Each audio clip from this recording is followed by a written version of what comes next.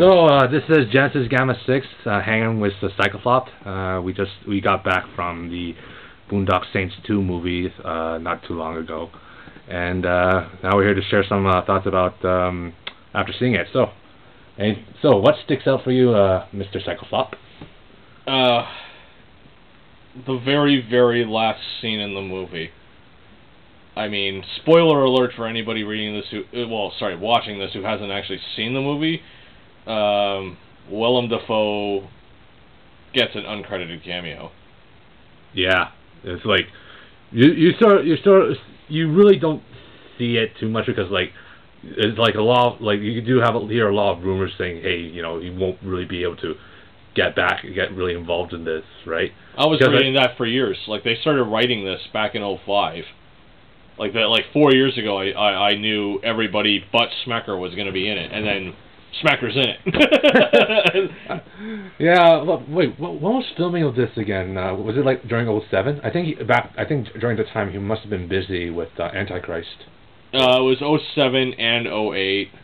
So he probably did do his part at the very end, No, because they never shoot movies in a linear fashion. Let's see. I was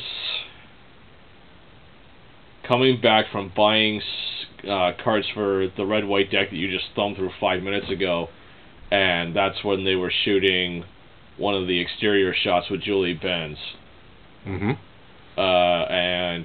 I saw the back of one of the chairs, Boondock Saints 2 All Saints Day. I was like, oh my god, they're making another one. I mean, this thing is the highest. The first movie was the highest grossing direct-to-video release of all time. It's like, congratulations. That's like saying you're the #1 loser. Because they were only in 2 cities for a few days, and then Columbine happened, and they pulled this movie out, and they sent it to the Blockbuster direct-to-video $5 to buy gallows, where bad movies go to die, and this was A, not a bad movie, and B, it didn't die. So, other things that came to, some other things that sort of shocked me. Well, they killed off the funny guy again. Well, not really the actual funny guy with Saints, but the funny guy with the police force.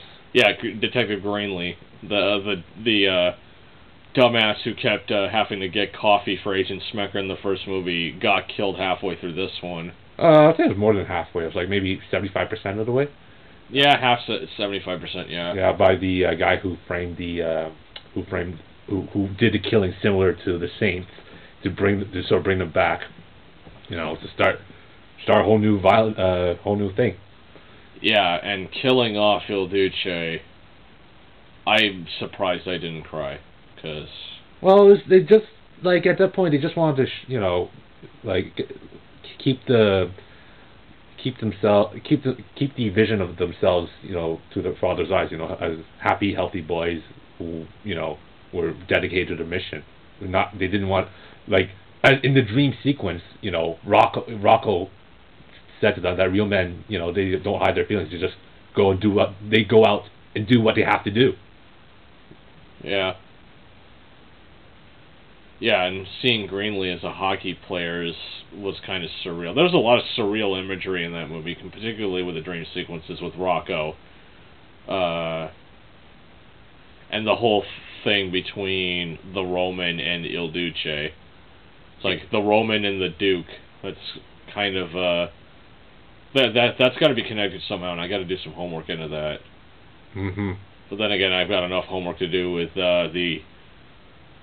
I guess we can announce it now. Starting pretty much tomorrow, we're going to start writing the Psychoflop and Dorkriver comic books. I killed him off in MySpace, but Psychoflop does live on. Oh, well, you can just post this video link to anyone who's interested on Facebook who wants to hear more about the Psychoflop. And I feel to the bands of MySpace that I've reviewed, who I haven't salvaged into my Facebook list, I feel I owe it to them to do one last blog explaining why I'm going away, so to speak. But I'm not going away, am I? You're sticking around for a while if I have anything to say about it.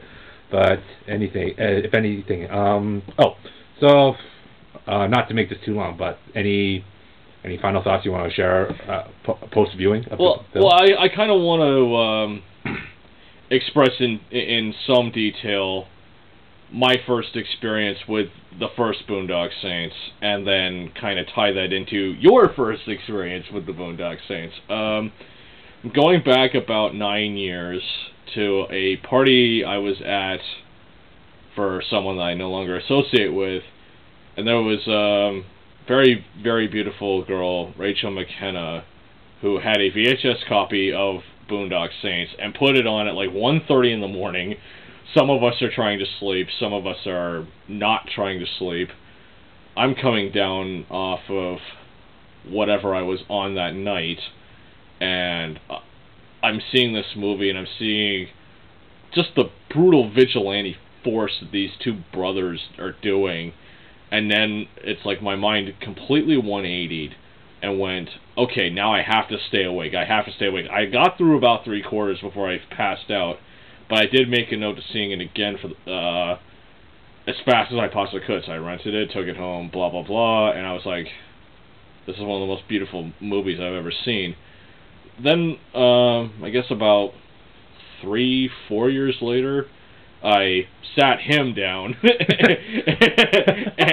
and the very end scene in the first movie where it establishes that Il Duce is the McManus brothers' father, and he's now going to join them, and they're going into the courthouse and tossing their bags of guns over the metal detector.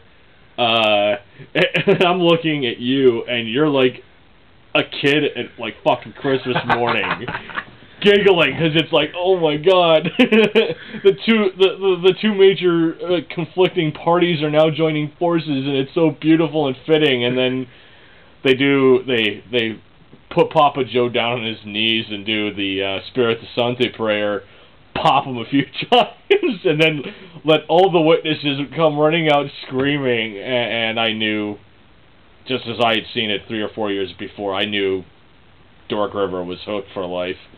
Yeah, and like just being able to get an opportunity to just actually see Boondock Saints in theaters, you know. Yeah, because it didn't happen the first time at all, and it's only in half the theaters that a normal movie would get. Yeah, we actually had to drive out to Mississauga to watch it. Yeah, which for those of you watching this who don't live in Canada, that's it's a good half-hour drive, maybe. From Brampton to Saga, yeah. No, I'll probably say 20 minutes, but yeah, 30 minutes is a good approximation. Yeah, to go see this, because no theater in Brampton played it, and we've got 2 major theaters with at least 10 screens in each one in Brampton. So, yeah, but it was worth the drive. I mean, I actually would be insulted if it were in everything, because that would be like, the Boondock Saints are a major film, they've sold out. The fact that it still retains kind of a cultish quality when going from the original film to a sequel actually maintains its artistic integrity in my eyes.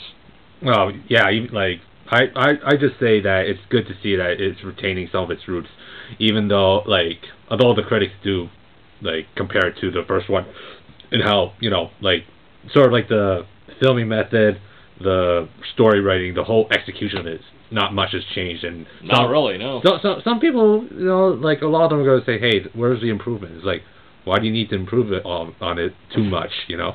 Like, there's some, I mean, I feel pretty satisfied by, you know, seeing a lot of good old things come back, especially the bang, bang, bang sequence where they slide on their knees and just take out the entire... Oh wow! All they did was like Julie Benz doing it in the same fashion like Paul Becker. It would have been just unbelievable. But any case, I guess this is it for the post viewing wrap up. So pretty much. Yeah. So, I got everything off my chest I wanted to say. So yeah, this is Psychoflop and Dorkriver signing off from the Psychoflop cave, or whatever you call it.